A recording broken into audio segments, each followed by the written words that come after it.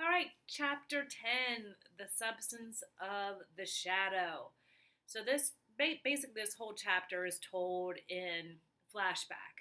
So we get to learn the history of Dr. Manette and why he was imprisoned. And we also get some other clues. So this is a long chapter. And you're probably going to have a few questions on who's who because names aren't really given. So let me just give you a little bit of a grouping of people. Um, so at the beginning of this chapter, it's a flashback, and it's a letter that Dr. Manette had written, and that was found in the prison cell. And this is where 105 North Tower and the ashes and the letter and all that stuff comes into play. So the flashback begins when Dr. Manette is walking in town, excuse me, and two gentlemen come up to him in a carriage and basically say, "Are you a doctor?" Dr. Manette says, "Yes." They're armed. So Dr. Manette is listening to them. They said, "We need your assistance." So Dr. Manette goes. And so these two men that we do learn who they are a little bit in this chapter, we got the theme of the doubles and all of that. So we don't know their names, but we can make some assumptions here. Their last name begins with an E. I wonder who that could be. So anyway, they go to the two brothers take Dr. Manette to a home in order to cure or to take care of some people that have been hurt. So we have a woman who is crying in pain. That's all we know about her. She's young, she's beautiful, and we know she has a brother, a father, and a husband, and that's all we know. And she chants this same battle cry over and over again. So something's happened to her. We don't know that yet. So Dr. Manette takes care of her as best he can with some medicine, and then finds out there's somebody else who's also hurt.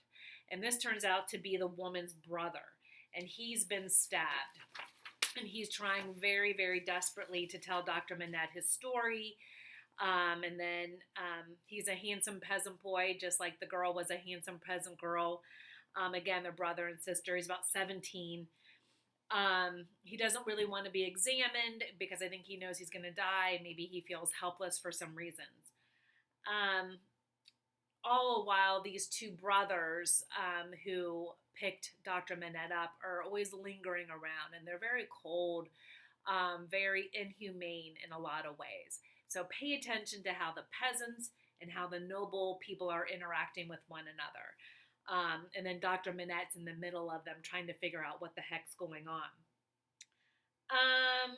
We do find out what happened to the girl and how she got hurt. It's kind of a disturbing scene, so read it with caution. Not a lot of detail, but she is a young, pretty woman, and she came across two men. So just kind of pay attention to that. Page 323, I think, pay special attention to what's really going on between the rich and the poor. This is pre-revolution, so, maybe part of the attitudes between the first and the third estate in France. This is where some of this is coming from, the way the different classes are interacting with one another. We learn the story about how this girl got there and what's wrong with her and what her condition is. It should anger you. It really should anger you a little bit.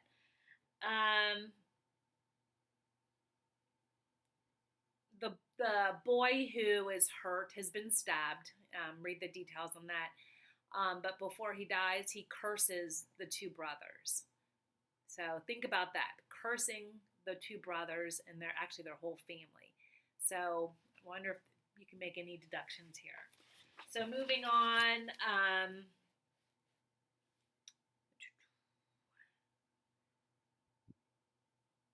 The Dr. Manette goes back to see the woman. She's alive for about 26 more hours. We find out that she is pregnant. So, that adds a little more dramatic tone. Get down, Bo. Dramatic tone to the story. Actually, she lived for more than a week.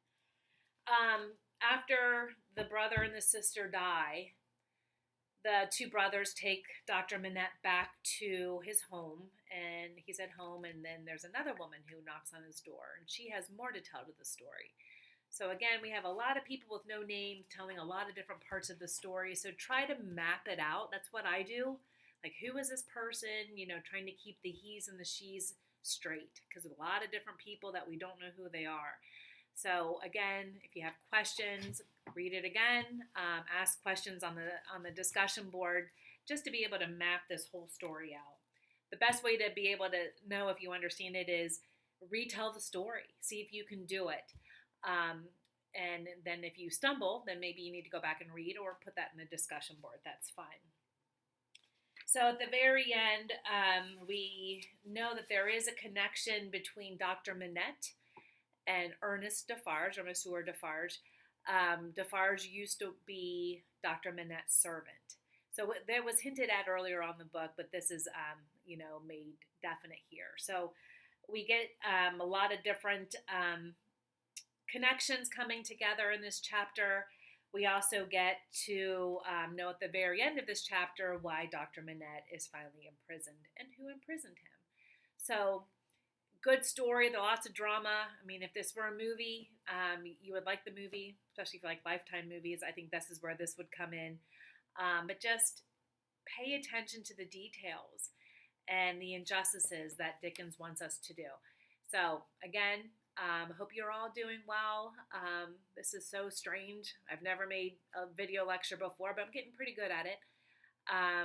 Please do not hesitate to email me. I've been getting a lot of your emails today with your questions from the Google Doc and that kind of deal. So last thing is the grammar quizzes. I may take them out. I may not. I don't know yet if I can get back into school to get them. Task corrections. They're in fourth quarter. I know for some of you, your grades are really low. Hang tight. It'll all work out. I promise you. So we're just trying to figure out this mess. So I hope you're well. We'll talk to you soon. Bye.